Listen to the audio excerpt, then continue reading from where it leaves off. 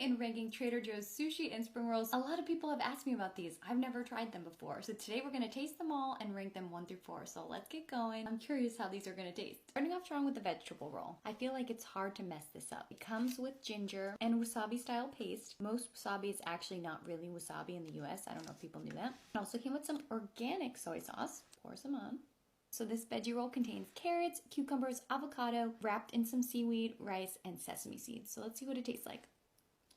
You know, that's actually pretty pleasant. I made sure to pick one from the back so the avocado was nice and fresh. And that's exactly what this tastes like. It's really fresh. The carrots have a nice crunch. Avocado isn't soggy. It's not brown at all. And the cucumber also has a good crunch. The toasted sesame seeds on top are a really delicious addition that gives this a lot of flavor.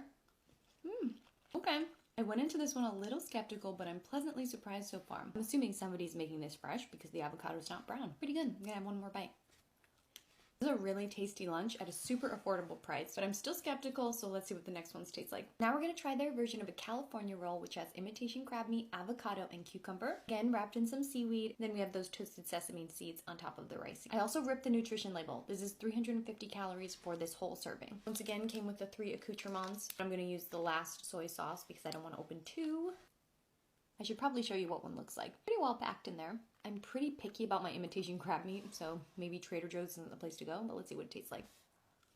This is not too bad. I always get a little worried when I see imitation crab meat because I think people automatically think they should put so much mayonnaise in it, and I'm just not a huge fan of mayonnaise. I like it on sandwiches, but I just don't want a ton of it on my sushi. And this is not mayo heavy at all, which I really appreciate. You can even see in these plain ones, it's not like loaded up with mayonnaise. I don't even know if it has it in it. Let me check.